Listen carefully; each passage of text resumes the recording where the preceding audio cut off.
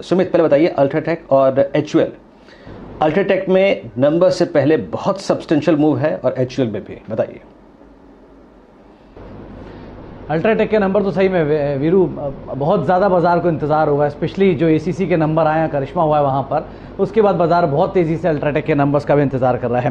खैर, revenue front पे 57% की बढ़त का अनुमान है, 11,985 करोड़ रुपए रेवेन्यू इस तिमाही में रह सकता है। एबिटा करीब 3231 करोड़ रुपए, 56% के आसपास की बढ़त एबिटा में देखने को मिल सकती है। मार्जिन भी मोल 27% के आसपास रहेंगे वाई बेसिस पे, और मुनाफा 76% बढ़ने का अनुमान है, 1680 करोड़ रुपए मुनाफा रहेगा 900 करोड़ के सामने। ऑब्वियसली बात है, एक बहुत लो बेस, इसकी वजह से कंपनी के नंबर्स जो हैं बहुत स्ट्रांगली बढ़े आते हुए दिखाई पड़ेंगे।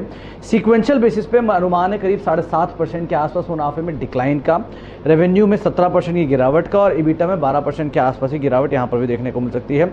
इबिटा पर टन 1519 पर टन रहने का अनुमान लगाया जा रहा है। अब कैच ये है कि जो एसीसी के नंबर्स आए हैं उन्होंने रिकॉर्ड इबिटा पर टन कर दिया, तो अगर उस तरह की ट्रेजेक्ट्री मेंटेन कर लेता तो बात अलग रहेगी, लेकिन फिलहाल के लिए बाजार मान के चल रहा है 1519 पर टन रहेगा, जो कि 1388 पर टन से बढ़कर आएगा क्यू ऑन क्यू बेसिस पर।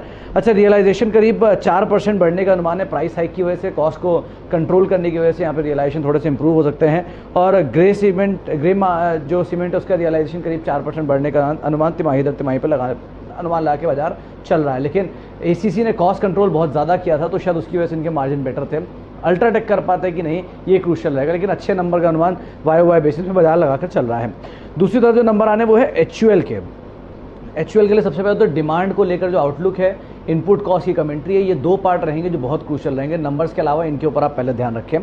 अच्छा, नंबर्स के लिए आप रेवेन्यू 12-12.5% की बढ़त का अनुमान है, एबिटा करीब 10% बढ़ने का अनुमान इस तिमाही में लगाया जा रहा है।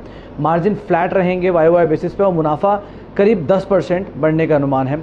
डोमेस्टिक वॉल्यूम ग्रोथ का आंकड़ा 6 से लेके 8% इस तिमाही में, अपर एंड पे 8%, लोअर एंड पे 6% ब्रोकर्स मान के चल रहे हैं। थोड़ा प्राइस हाइक किया था जिसकी वजह से इनके रियलाइजेशन इस क्वार्टर में बेटर होंगे, इसलिए मार्जिन पे इंपैक्ट आता हुआ दिखाई पड़ रहा है। लेकिन इनके फूड और रिफ्रेशमेंट कारोबार में ब्रोकर्स मान रहे हैं कि अच्छी ग्रोथ इस तिमाही के अंदर देखने को मिल सकती है, और दूसरा मार्जिन थोड़े बेटर रहेंगे।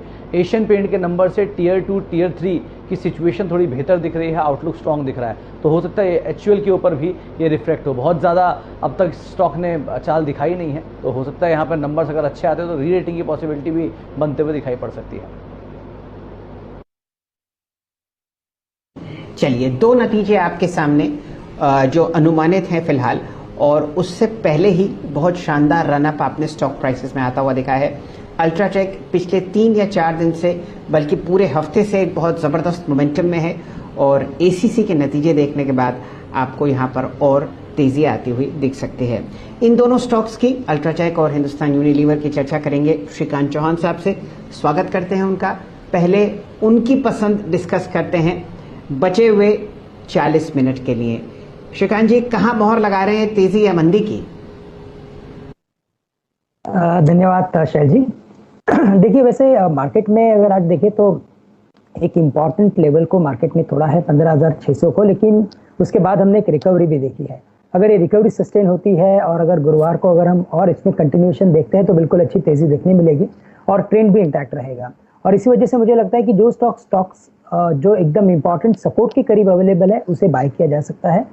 जैसे कि बजाज ऑटो है, ये काफ़ी अच्छा करेक्टेड स्टॉक है, 4,300-350 के करीब ट्रेड कर रहा था, वहाँ से गिरते गिरते ये स्टॉक लगभग अभी 3,900 के करीब आ चुका है। तो करंट लेवल से इसे बाय करके चले। यहाँ पे हमें लगता है कि जो स्टॉप लॉस रखना है वो हम रखेंगे 3,860 रुपये का, और यहाँ पे टारगेट्स रहेंगे 4,000 से लेकर 4,020 के। तो करंट लेवल से बजाज ऑटो को बाय किया जा सकता है, काफ़ी अच्छे लेवल्स पे ये अवेलेबल है। और साथ ही साथ अगर जैसे अभी सुमित जी ने बात की है अल्ट्राटेक और हिंदुस्तान लीवर की, वहाँ पे हमें लगता है कि अल्ट्राटेक में ट्रेंड बरकरार रहेगा, 7,700 7,500 के स्तर ये दिखा सकता है। इसी के बाद बिल्कुल ये भी स्टॉक काफ़ी अच्छा आपको एक शानदार एक ट्रेंडिंग पैटर्न दिखा सकता है। बट एचयूएल में मुझे लगता है कि ये स्टॉक थोड़ा प्रेशर में रहेगा, और अगर शायद रिजल्ट के बाद अगर ये स्टॉक 2460 या 2470 के रेंज में अगर आता है तो वहाँ पे एक बार आप मुनाफा वसूल सकते हैं। लेकिन अल्ट्राटेक में बिल्कुल करंट लेवल से भी हमें लगता है कि बाय करके चलना चाहिए।